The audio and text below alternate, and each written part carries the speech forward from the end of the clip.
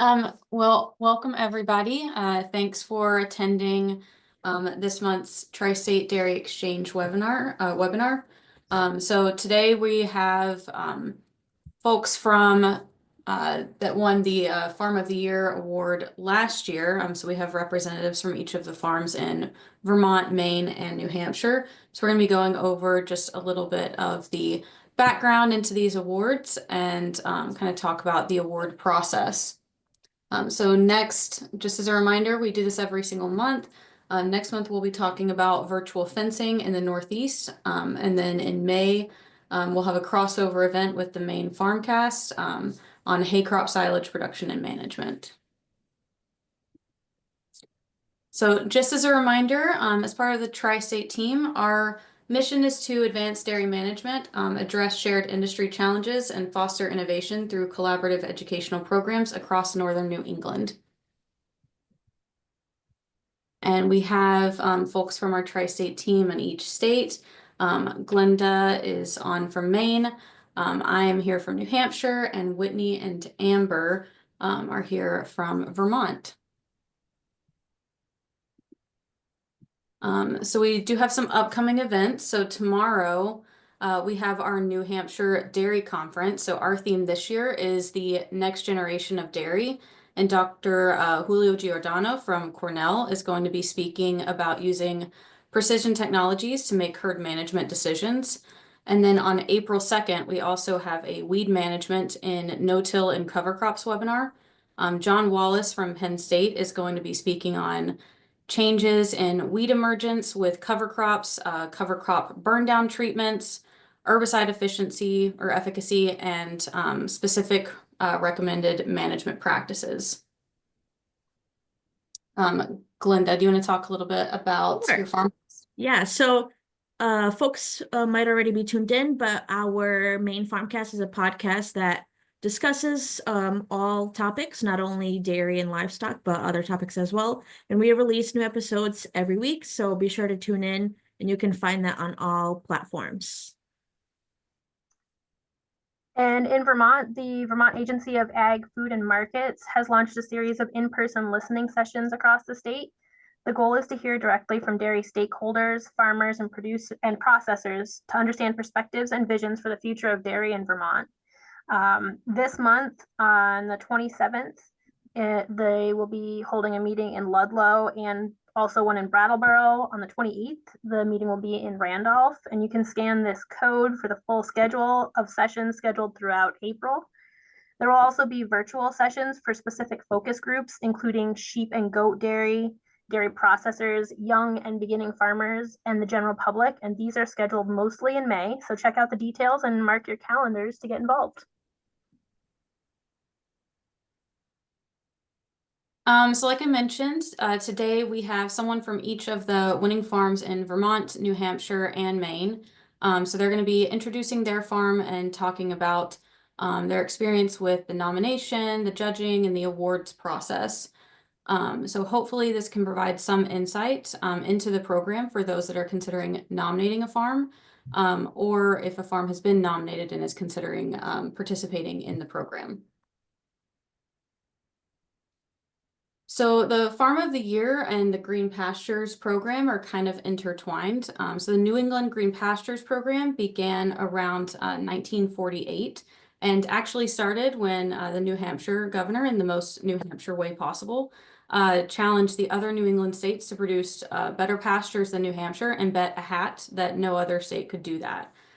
So since then, the program has kind of changed over the years and is now used to recognize each New England state's dairy farm of the year. So while the program traditionally evaluated farms on their pasture quality, now today's nominees are judged on a few more variables than pastures. So farms are judged on their herd management, milk production, animal performance, their business management, their crop management systems, and their forage quality, nutrient management and environmental impact, community leadership and involvement, and public image and kind of curb appeal. So whenever our judges are visiting the farm, they're usually scoring the farms based on those parameters. So right now, all of our states, I believe, are accepting nominations for this year's Farm of the Year, or will be shortly if they're not already. So while each state has a slightly different process, there are some expectations and some similarities across all of the New England states. So in the spring, we take nominations for the Farm of the Year, and depending on the number of nominated farms and depending on the state that you're in, they may select finalists to officially visit. The process, like I said, is going to look different depending on the individual farm. So if you have any questions about what's going on in your specific state, you can reach out to the state contacts that are listed on the screen. So once we have our finalists, the panel of judges, which is the last 3 years of winners, we'll spend a day visiting each of the finalist farms and determine the winner for this year based on the stuff that we talked about on the other slide. So the winning farm is then going to develop a presentation that's going to be given at the Big E. Normally we write up a news story about you that's going to get published out in your local ag publications. And then each year, the winning farms from all states also attend the awards banquet at the Big E, where you have to give a presentation. So some people are usually pretty nervous about that part, but hopefully it's a lot of fun to get to visit with farms from all of the different New England states. And so afterward, the winning farm also serves as a judge for the next 3 years, and there are some other events that happen depending on your state and what events are taking place. So like I said, if you have any questions about your specific state, reach out to those of us that are on the screen.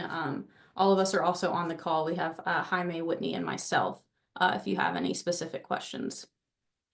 So without further ado, I'd like to introduce Vermont's Farm of the Year last year at Scotchburn Farm.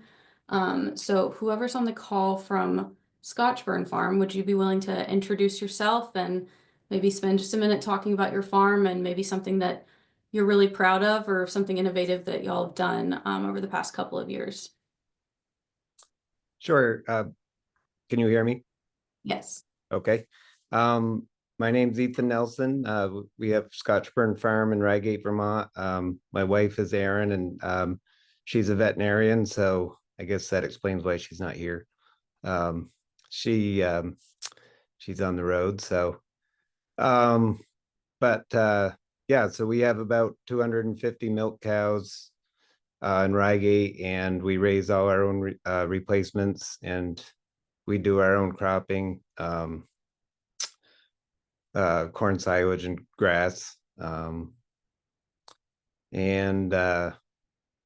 guess you said you wanted to know something innovative or Something that you've done kind of recently. last year, something that was going on during the award and stuff that we thought was a positive experience was we had a assessment from a company that came and basically did cow comfort assessment, and so it's kind of easy to overlook things, but to have somebody else come in and really look at your cows for a couple days, it was a good experience for us because they pointed out some spots they thought were weak spots for us, and it was good timing for us because they thought we should increase water drinking space, and that we should improve or change our free stalls in that barn that we had, and we were able to do both things this year after their recommendations, and I think we've seen some positive feedback from the cows as far as their new water tubs and new stalls. So that was a good thing for us. And then we have the SCR system, as you were talking about the speaker tomorrow, that I think that's been a really good thing for us. And it's really increased our reproduction, and it's nice to just have a extra eye on animals' health and everything. And the next step we're considering now is for our pre-weaned calves is giving them that system. Just to have an eye on them too, which that'll be new for me, but I think I can't see a downside to doing that. So, but yeah, that's. No, that's awesome. Thank you very much. Yeah, thanks. All right. Jamie is here from Kentucky Creamery. You're on mute for a second, but if you're able to unmute and in the same prompt. There we go. Could you repeat the prompt? Because I was having extreme I'm on my cell phone now because my internet isn't working and I didn't hear the prompt. Yeah. You can turn off your video camera too if you need to. And just introduce yourself and your farm and maybe something innovative that you're proud of over the past couple of years. I think. Were you able to hear that, Jamie? I was. Okay. Jamie Robertson, and we were our family's farm is Bohannon Farm in Kentucky, New Hampshire, and we market our own milk under the name Kentucky Creamery. It's the boys are the 5th generation of my wife's family. I'm an import here. It's a farm here, which we're very proud of. Obviously, we used to milk about 230 cows, and we're now down to about 125, which suits the farm a whole lot, our land base a whole lot better.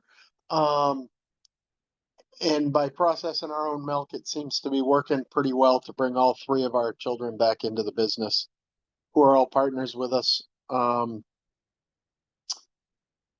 Neat new things that we did. We do like to concentrate on forages here, and the last couple of years we've been also with the cutback in cow numbers, we've been able to grow most of our own high moisture corn, which is very new for us. And so we've got our own old combine and get to combine our corn, and then we grind it and put it into ag bags. I think this is our 3rd year doing that. And this year we have enough corn up to go the entire year, which is pretty exciting. And we've got a front mount mower and tractor so that we can get haylage up a little quicker this spring. I think those are kind of the neat new things that we're doing, and enjoy marketing our own milk. Thanks, Jamie. All right, and our main farm of the year was Caverly Farms.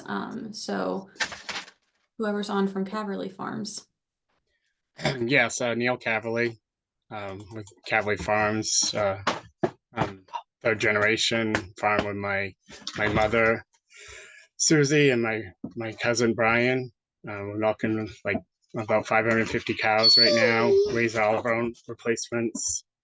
One of the big things that we did last year was we added the tracking collars through Datamart, and it's been a huge increase in reproduction. We're actually got a few more. We're kind of lucky. We got more heifers than we really need. So I think I was, looking at getting rid of some of the older cows and keeping our younger cows. Another thing that, my concentration's kind of been on the financial side and the crop side. Quite a few years ago now, my father kind of loved to read the newsletter from Minor Institute, and so we started doing the double shot of fertilizer, and that's really increased our yield of our first crop and second crop grass. A new thing that we're just about to start, which I tell the guys we're kind of like on the doorsteps of doing it. So within the next couple of weeks, all of our manure should be going to a digester that's on the farm next door, and they're going to make natural gas. So we'll be handling our manure different. Instead of spreading every day, we'll have liquid manure, and another big challenge will be all the bed and solids. We'll be switching to that. So that's a little bit about our farm and what we're doing. Awesome. All right, now we go into our official questions. Whitney, do you want to take Yeah, over? sure. Thanks to everybody for introducing us and giving us a little bit of background on your farms. So we'll start with Vermont and then go to New Hampshire and Maine, kind of keep that same order through the questions. So our first question for all of you is, what was the process of participating in the Dairy Farm of the Year program like for you? You want me to start? Yeah. It was a positive experience for sure. You know, our kids were a good age to they enjoyed it, and whether they'd admit it or not, I think everybody likes to be recognized for something positive, and so it was a positive experience for our family, and I felt like Whitney and Peggy were really good at communicating and making sure that we were on top of what we were supposed to do, which was actually very, very little. I guess we didn't have an open house or anything like some people do, but what we had to do was fairly minimal, other than kind of just try to maintain the farm. But no, I felt like it was a well organized and a positive experience, and I know our town was really supportive and excited about it, so it was kind of a community affair in a ways, I'd say. So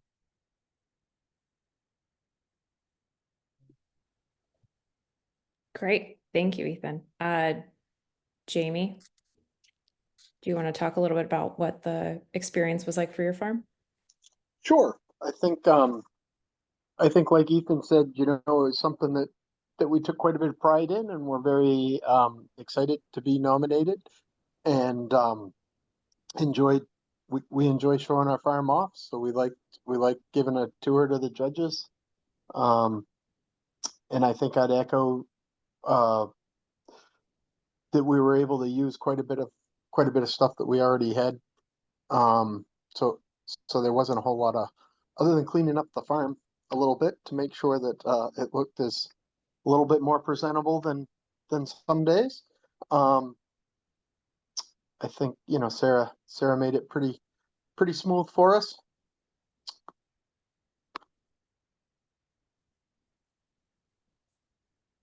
Great, thank you. Neil, can you talk a little bit about what the process was like for your farm? Yeah, and I think, like Jamie said, cleaning up so it looked a little bit more presentable. I think that's not a bad thing. Kind of like doing that. We've had on our tour, we kind of did a tour of the farm. We have we used to use it for open farm days and stuff. We have a covered wagon that goes behind a tractor with school bus seats, so we kind of give the judges a tour of the farm that way. One thing that I did, and I'm not sure, I made a packet for all the judges with kind of some of the highlights. One thing kind of made easier for me for the presentations. I went to our agronomist and said, "Hey, listen, we've got nominated for this. What do you think? Some of the talking points?" And I did the same thing for the nutritionist. So I just kind of thought the judges could have a packet to take with them. So once they got set down to do the presentation, they would have some of the facts from our farm. So I don't know if that helped in the judging or not. That's what I did. Great, thank you. So we'll move on to the next question for all of you. What was the most challenging or maybe the most tedious part of participating in this program over the last year?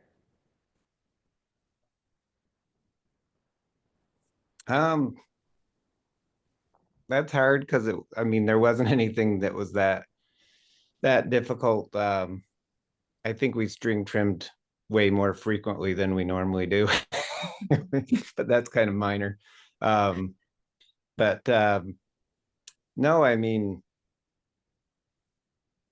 gosh, I can't really say that that there was much on the negative side. To be honest, I guess I'm not being too good at answering this question, but nothing's jumping out at me, so. Good. Jamie? I think I'd Anything echo for you? I think I'd kind of echo the same thing. That I think the only thing that was difficult was getting all of us here at the same time. That's about all, which is that's always, I assume, on every farm a hard thing to do. No, I think Sarah worked pretty hard to make it as smooth as it could be. Great. Neil? Yeah, I think Jaime did an awesome job of helping us get ready and get the story done. I think the probably the hardest thing was he was waiting on us to get everybody together in front of the farm sign to take the picture.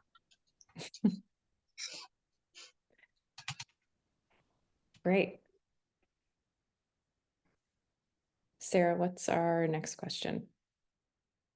Okay, so you'll all be judges for the next 3 years. Is there anything specific that you'll be looking for in the next several years, Dairy Farm of the Year winners?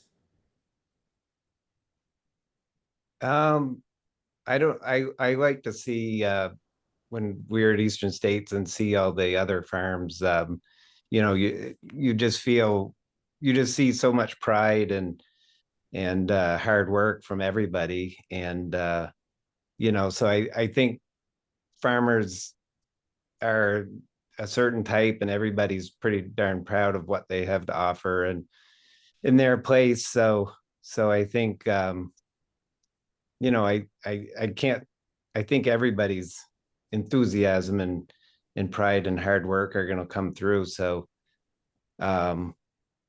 but, you know, I guess I don't know what to expect this, you know, for sure, but I'm personally excited just to meet some people I may not have met or get to see their place, at least if I haven't seen it. So I guess I'll know after I do it. But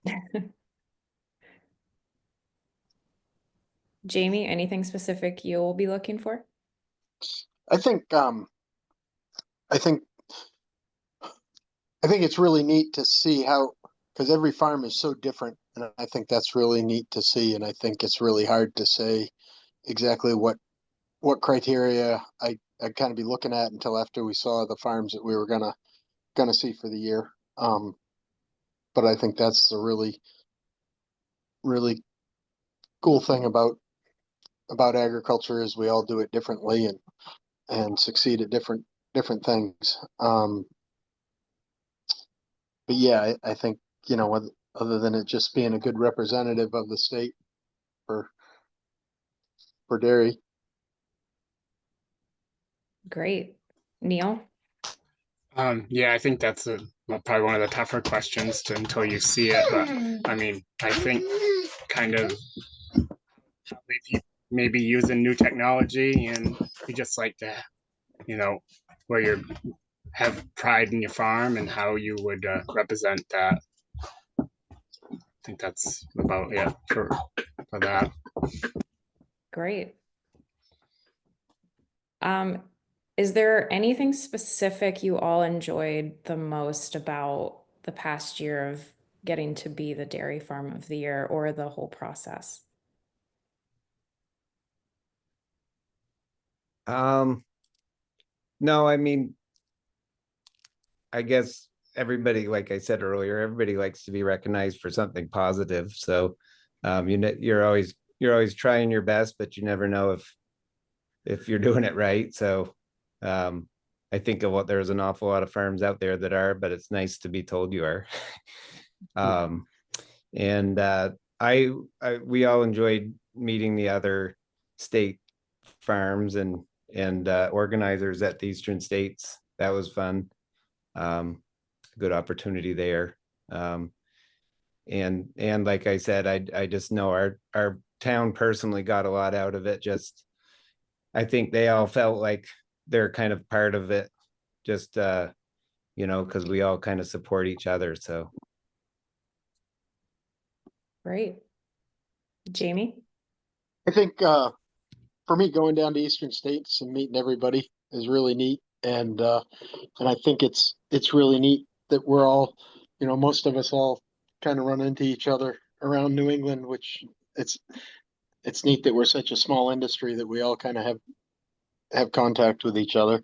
Um, and I think like Ethan said, it's always nice to get recognized for something positive rather than just maybe the manure in the road or something like that. The green pastures is kind of and I was a little surprised at the emails that I got from people that had nothing to do with ag that I interact with now and then, congratulating me. That was kind of neat. Congratulating us.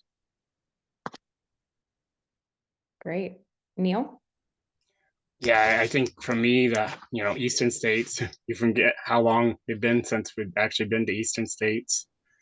And then meeting all the other winners, and what a small, like Jamie said, a small world it is. We've worked with his brother as our farm credit consultant for years, and kind of get to hear about the farm through Ethan, and it was good to meet Jamie and see the presentations, and everybody did an awesome job with the presentations.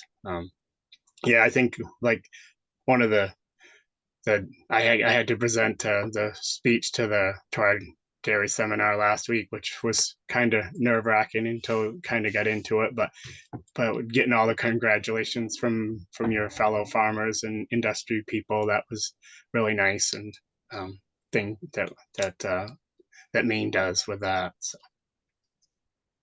Great.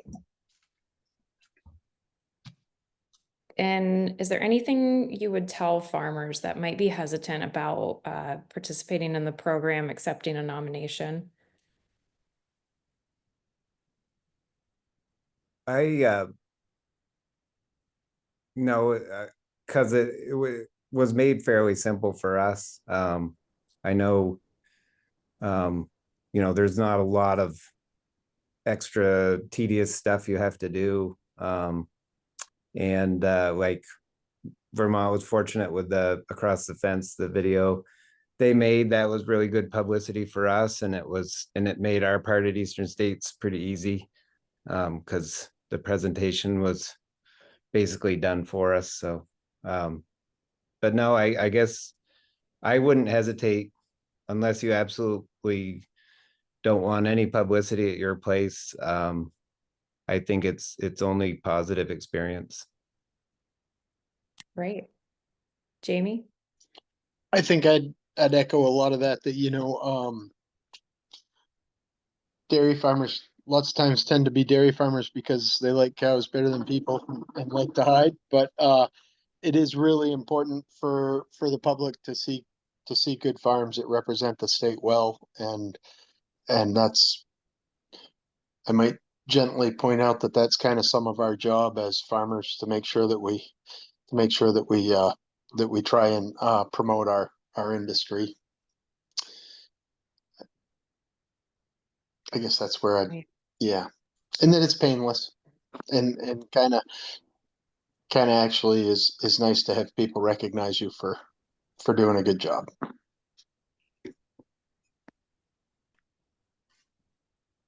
Neil? Yeah, I think just don't get discouraged if you don't get it.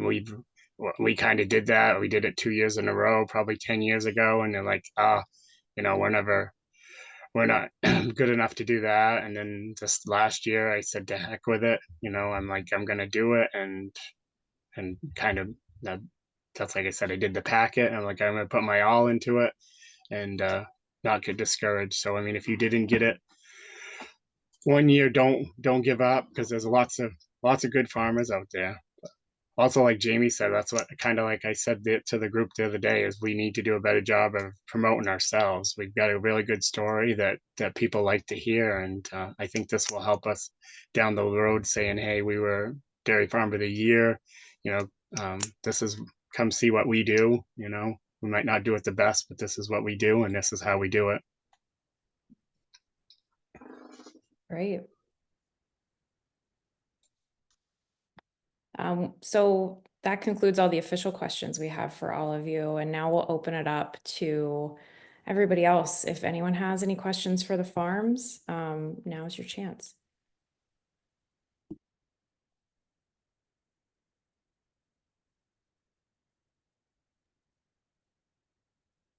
We do have one question in the chat that's not quite farm of the year related, but it's a question for Caverly Farms. So Neil, someone wanted to know how you would import or export the manure to the digester to be tracked. Do you get back the same volume of NPK as you exported? And so did they understand correctly that you'll be getting 2 fractions back, solids for bedding and low solids liquid? How would this change your manure management, and how would it solve any problems for you? So it's going to be commingled with like 5 other farms. So it's going to be kind of the same agronomist works with us as does the neighbors. So we've kind of got a handle on what that manure that's come out of the digester in the past year, what it will look like when we add it to our land. So it's going to be transported. It's a separate company will pick the manure up and tractor trailers out of our barn, so we don't have to handle it, and then they bring the manure back. One of the challenges I think is, like I said, we kind of spread manure every day, so we've kind of started adding new equipment because we're going to be spreading liquid. And one thing I'm looking at right now is maybe a satellite pit closer to our fields. I don't know if that answers the whole question for you or not. I believe so. Does anybody have any questions about the process or how to nominate farms or anything like that?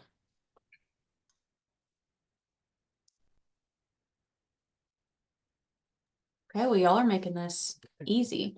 If you have I just want to point out, just in case, that for us in Maine, the evaluation and the permanence in the judge committee, like in the supervisory committee for our state, is 5 years, not 3.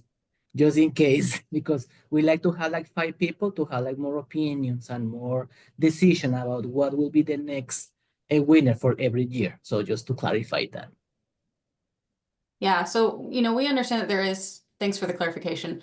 We understand that there is a commitment on the farms, and so I know that Jaime and Whitney and I have talked about how some farms that get nominated just choose not to participate because there is a trip down to eastern states, and there are small commitments throughout the year. Our goal in doing this was to have a resource for farms that are considering or that have been nominated that may be a little bit hesitant, or for folks who aren't sure what the program is, but know of a really good dairy farm in their area, that there's a place where we've been able to ask some of the participating farms and the winning farms how they felt about that. So are there any more questions or clarifications from Whitney and Jaime? I'm not sure if I'm on or not. I don't know how to get We can hear You can hear me?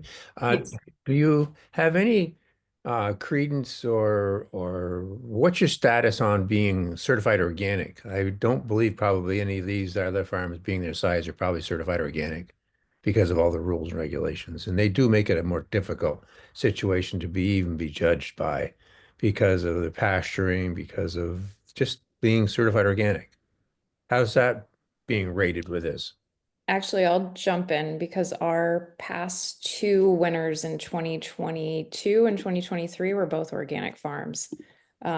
So it's the same questions in Vermont for all of the farmers, and they're judged by a group of their peers. And a lot of times it has been organic, conventional farms judging organic farms, but they're judging them as a dairy farm, so they don't really take into account whether they're organic or conventional. It's really about management practices and are they a good ambassador for the dairy industry in Vermont and New England more broadly. So yeah, we've had quite a few organic winners here in Vermont over the past 10 years, probably. Okay, well, thank you. And I'd say not organic per se, but just scale wise, our winner in 2023, I believe, has less than 20 cows. So the judging criteria, I mean, it's really like Whitney said, you're judged by, you know, a group of your peers. That's the purpose of being on it for the next couple of years. And like many of the winners said, everybody does something differently and they have something that they're really proud of. And so that's usually what stands out. And so they're judged the same as somebody that's got 500 cows. So who are actually the judges? Because you've been interviewing three of the people you've called judges, but who are you saying peers, but who are the judges? So whoever the winners will then serve as judges for the next 3 years in New Hampshire and Vermont and 5 years in Maine. All right. It would be the previous 3 to 5 winners. So like Jamie in New Hampshire will serve as a judge for the next 3 years.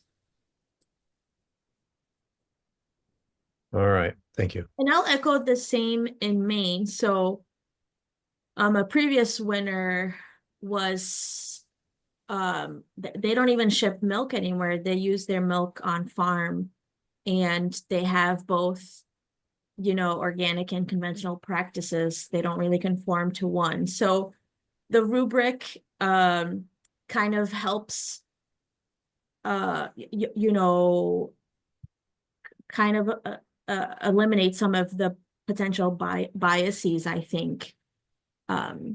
So it's really centered around forage production, management, et cetera. It's not entailing a specific process, I would say.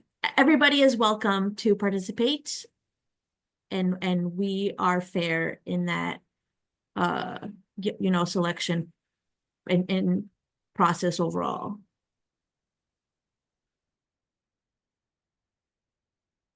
Yeah, really great questions. Anybody else have any questions about the selection process or any of the rest of it?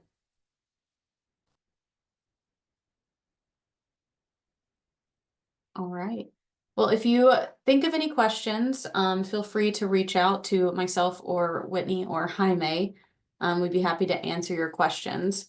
And next month on April 30th, we have our next webinar on virtual fencing in the Northeast. So we have a farmer panel.